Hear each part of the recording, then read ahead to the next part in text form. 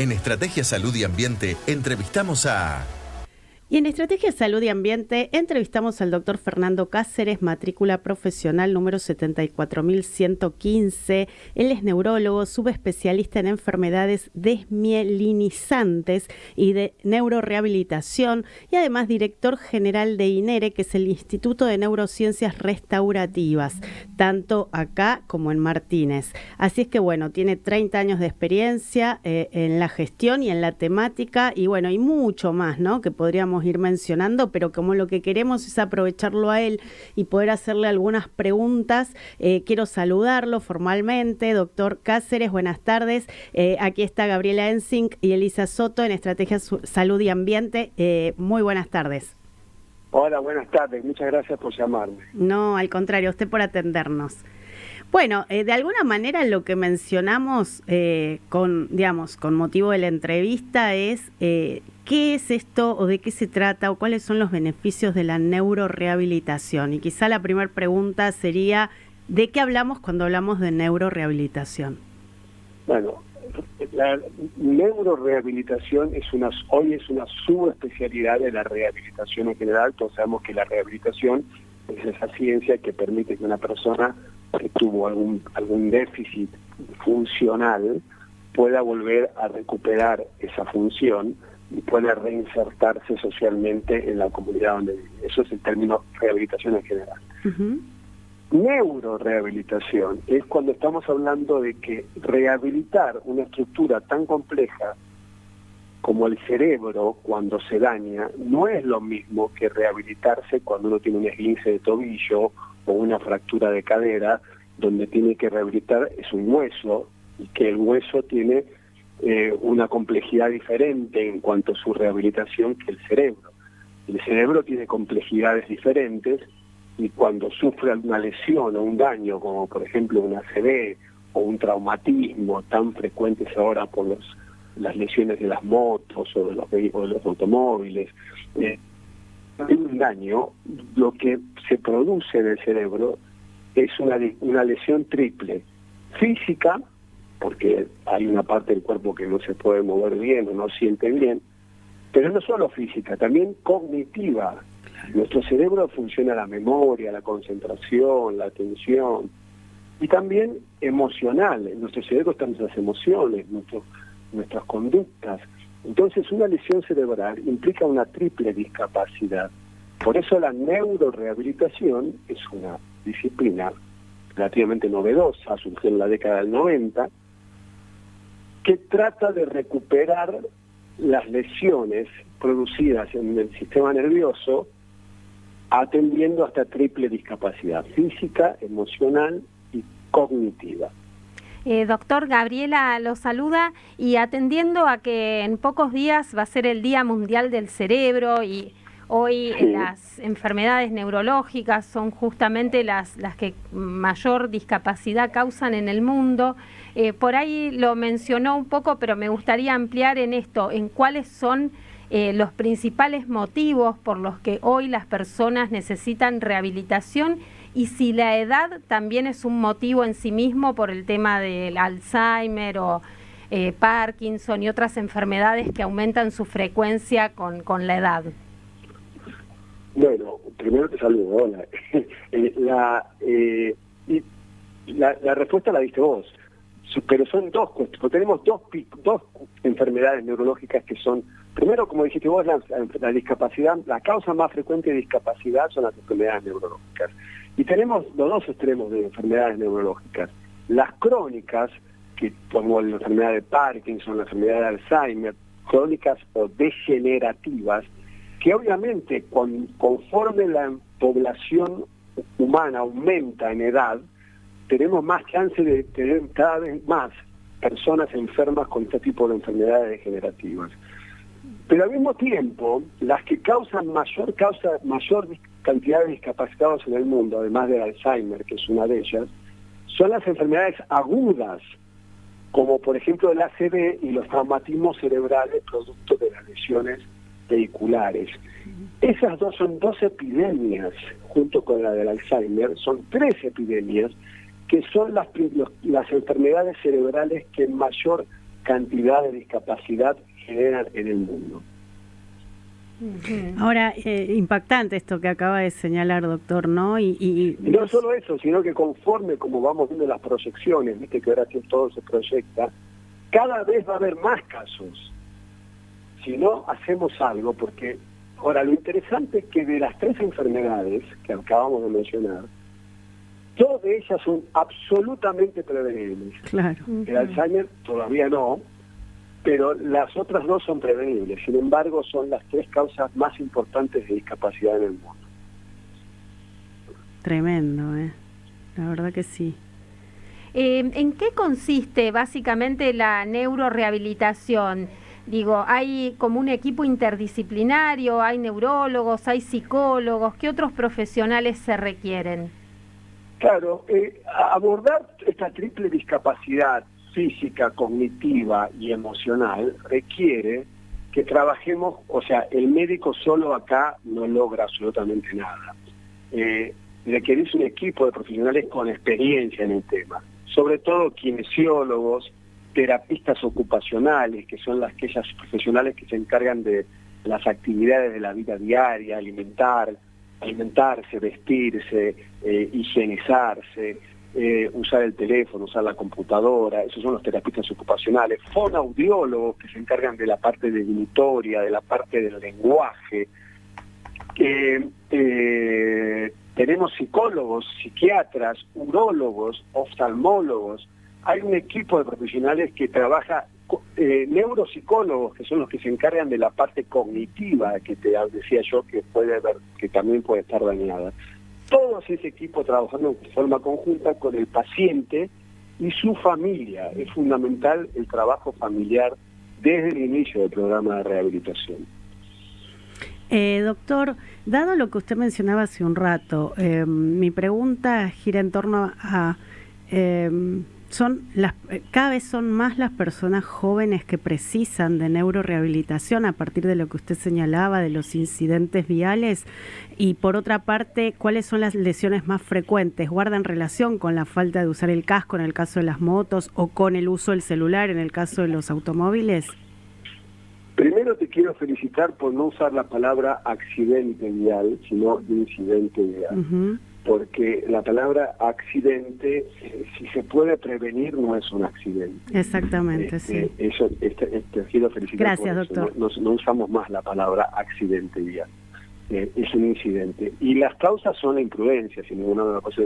Es una epidemia en toda ciudad moderna, pero en Buenos Aires, sobre todo, el uso de malos cascos. La gente usa casco porque si te vencen el casco te hacen la boleta, pero usan malos calidad de cascos. Hay muchos tipos de cascos.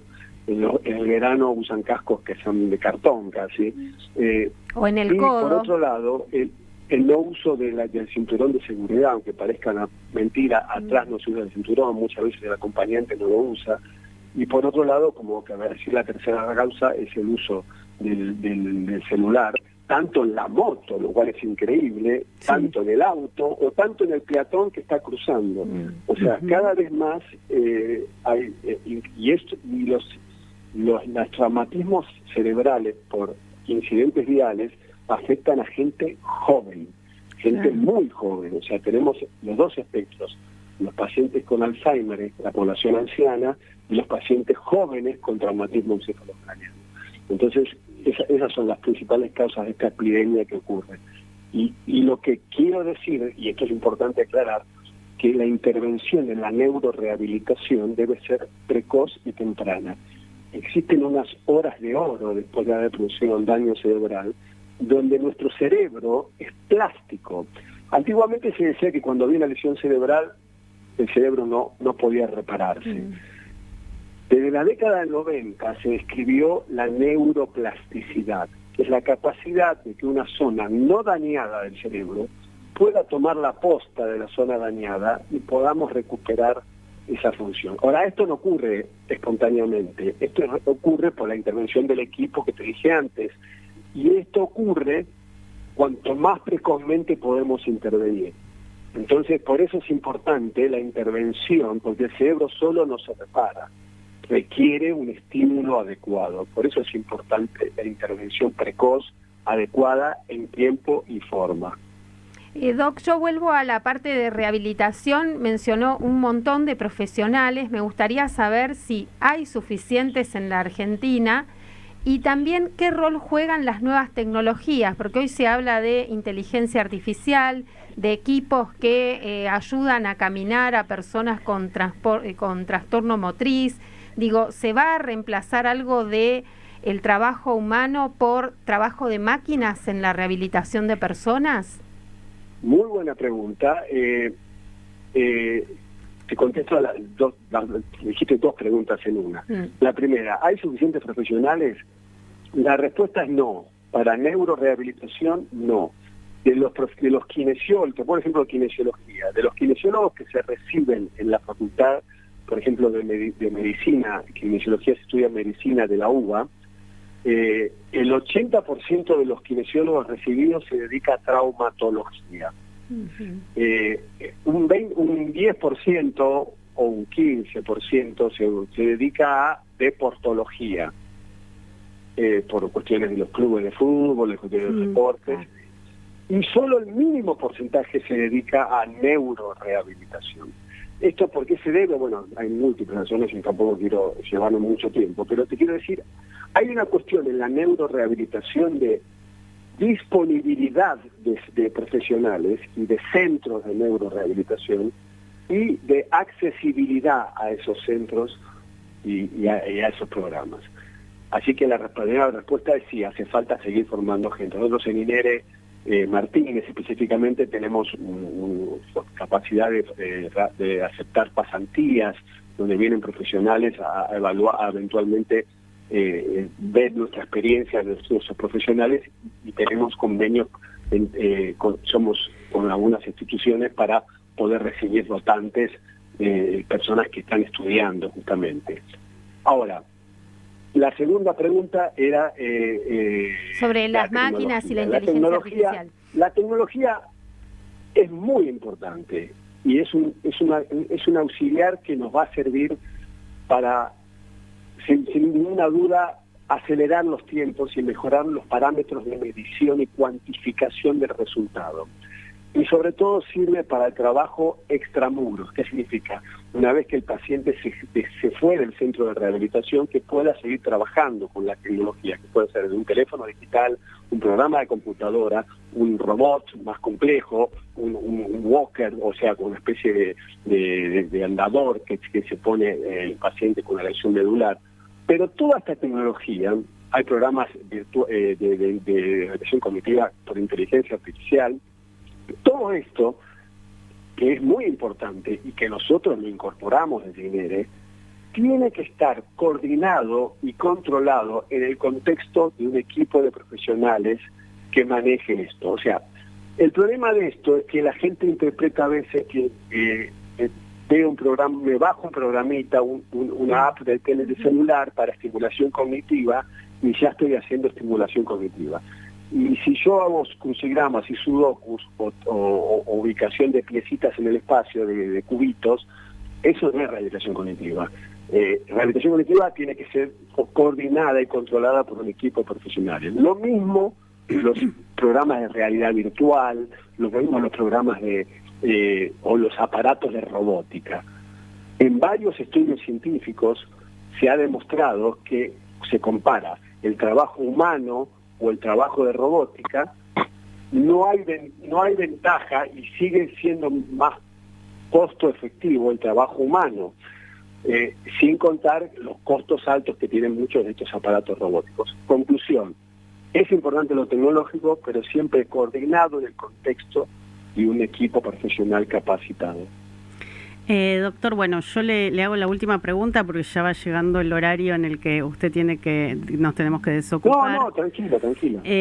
Con respecto, a ver, por un lado, de INERE, pero también en líneas generales, ¿las obras sociales y prepagas cubren estos tratamientos? ¿No o no? Digamos, ¿en qué medida se puede también contar con ese? Porque imagino... Nosotros tenemos costo, una ¿no? ley nacional de discapacidad que por suerte le otorga cobertura a los pacientes que tienen certificado de discapacidad y Pero primero, muchos pacientes que tienen un daño agudo no tienen certificado de discapacidad porque esto es agudo, surgió hoy y no tengo mucho tiempo. Y el problema muchas veces pasa porque la palabra rehabilitación o neurorehabilitación, muchas coberturas, muchos prestadores dicen que lo están haciendo, lo cubren, pero hay que ver si es en calidad. Todavía nosotros no tenemos un sistema de calidad que permita decir, para tener el sello de centro de neurorehabilitación tiene que cubrir esto. Entonces, yo no puedo poner un cartel centro de neurorehabilitación porque pongo el cartel afuera y tengo un kinesiólogo por cada 10 personas, ¿no? O sea, el trabajo personalizado es muy importante. Y tampoco puedo mezclar pacientes con trastornos de cadera, con un paciente con enfermedad de Parkinson o un paciente con esclerosis múltiple, porque tienen atenciones diferenciadas. Por eso a veces las coberturas dicen, yo cubro rehabilitación, pero hay que determinar y identificar claramente qué tipo. Por otro lado, la rehabilitación es un proceso educativo que tiene fases.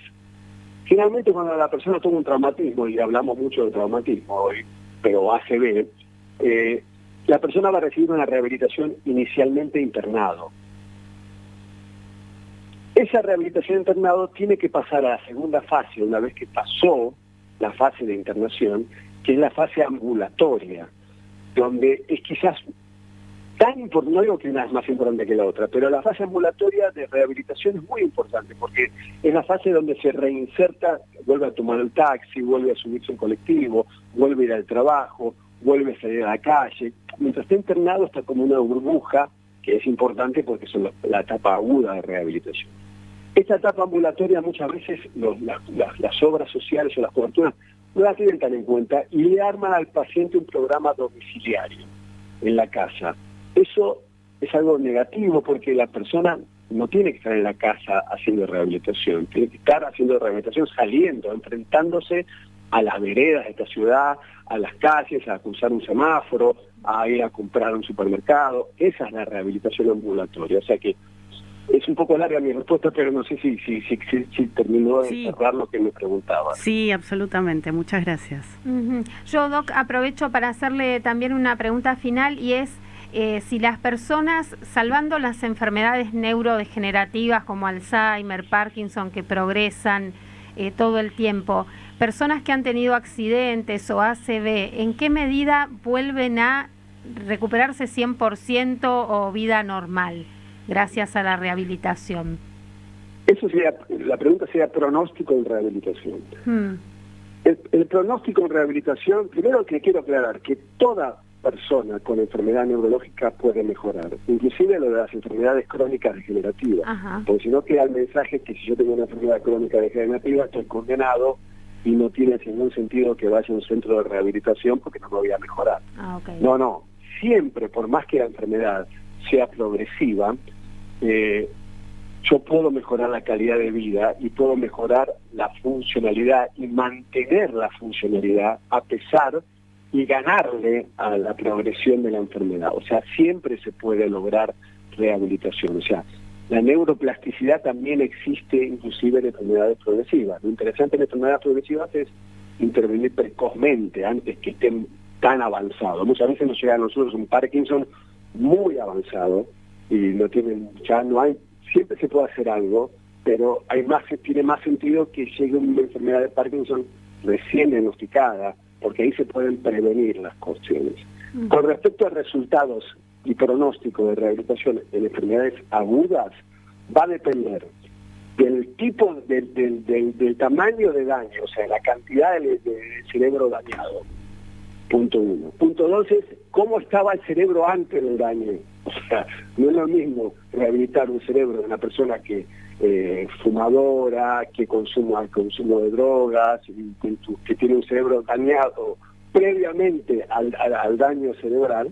Y tercero, el pronóstico va a estar dado de lo precozmente que intervengamos en el equipo de rehabilitación y del tipo de rehabilitación que reciba. O sea, son las tres cuestiones que determinan el pronóstico. En general, una persona joven que tiene un cerebro no dañado, que la lesión no es tan muy extensa y no es tan grande, si recibe una atención en tiempo y forma, puede recuperar hasta el 100% y puede reinsertarse rápidamente otra vez a su actividad social y puede volver a estudiar y puede volver a trabajar. O sea, es importante saber que la rehabilitación neurológica, uno dice, dura toda la vida. Dura toda la vida quiere decir que va a tener que seguir haciendo actividad para mantenerse, pero los periodos iniciales son los claves.